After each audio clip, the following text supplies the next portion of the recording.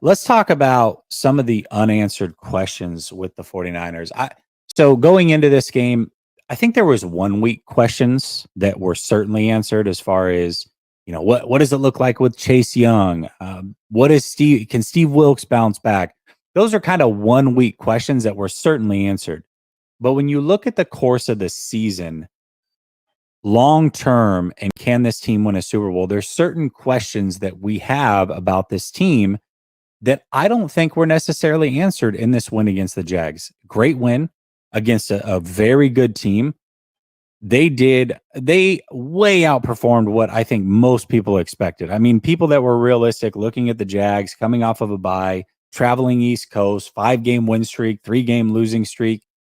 It's one thing to think the 49ers were going to win, and I did, but to think they were going to blow them out like that, that's just, you're either Nostradamus or you're just like the biggest fan in the world and won't take anything other than a blowout as the right answer. So it was a phenomenal win. But in that win, I think there's still so many unanswered questions about this team. And we can go back and forth and we can hold each other accountable. Maybe I'll say something and you're like, hey, I think that question was actually answered in this game. And let me tell you why. I'll start. First one, is Jake Moody reliable? I don't think we got the answer to that question. In fact, I think we got more questions to the question because he was so shaky. He was hugging the right upright the whole game long. I don't know. I don't know if Jake Moody can be the guy if they need a big field goal in a big moment this year. That is still a question that is unanswered for me. Yeah, I agree. I think, if anything, I felt a little more sketchier after watching Moody. He made both of his field goals, but they were like barely in there. Like on TV, you're like, did that go in? So, one of my fears this season is that we're in NFC Championship or Super Bowl, and it comes down to Jake Moody kicking.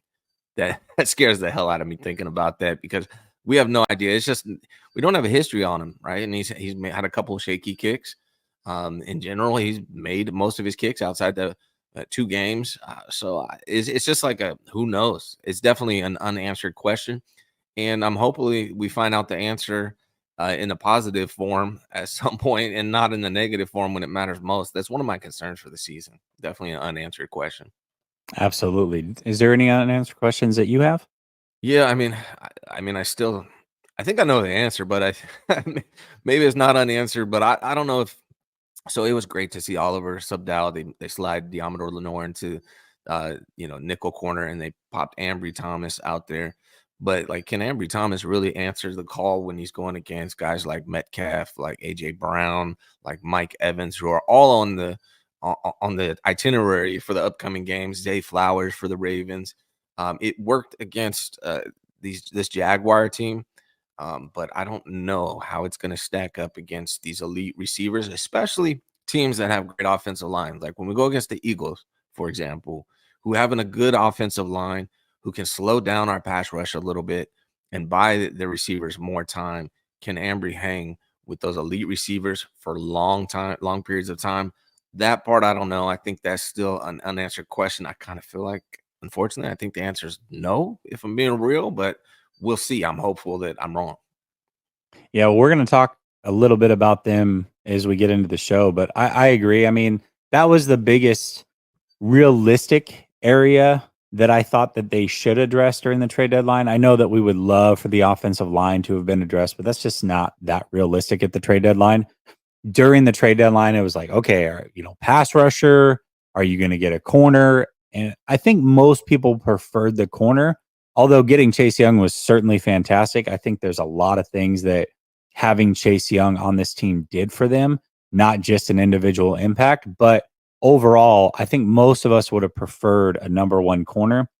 Now, I know that they swung at one. They were unable to get him. It didn't make a lot of sense for them to give up a ton of assets. I understand that, but it is definitely still a question mark. And I don't think one blowout win against the Jags really did we have those answered, because even at times in this game, it got shaky. There was the deep completion to I believe it was Kirk, and then Ambry Thomas for as much of an awesome play as he made, and I was so happy for him that he was able to do that.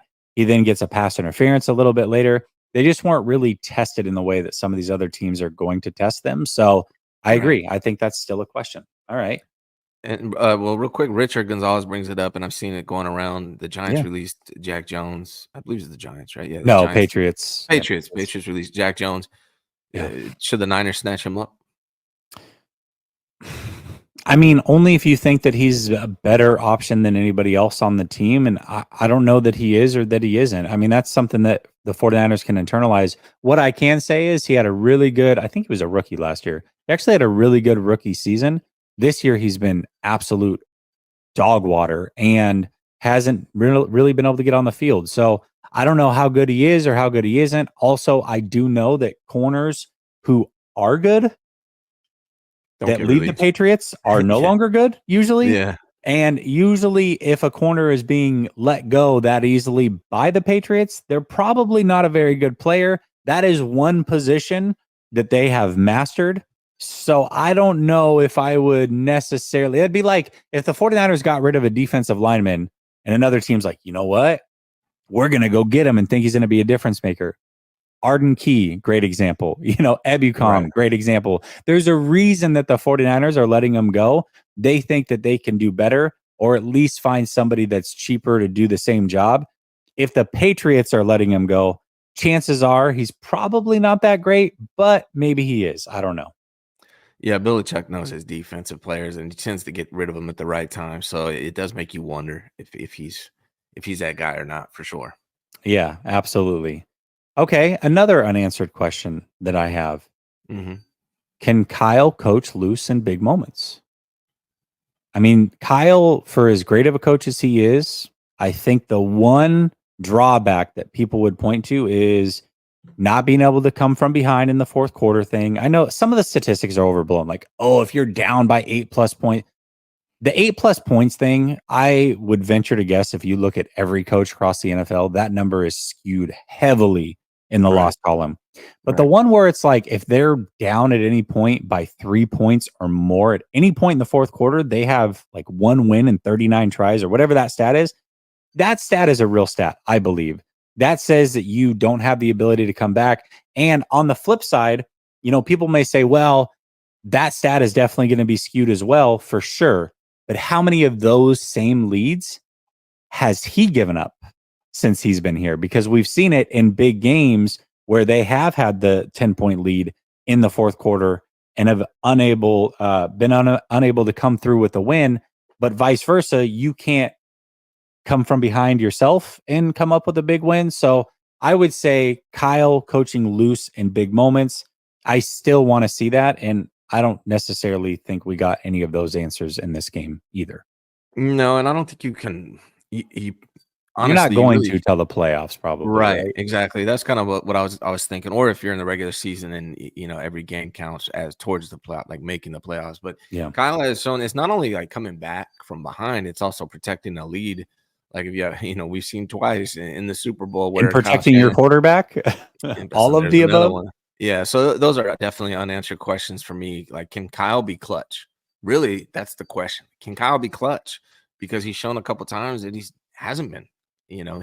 He's almost like, I don't want to say it, but when everything's going right and his plan's working, he's phenomenal. But can he be clutch when the ish hits the fan? Right, that's kind of a question under Kyle Shannon. We still, so far, the answer's been no.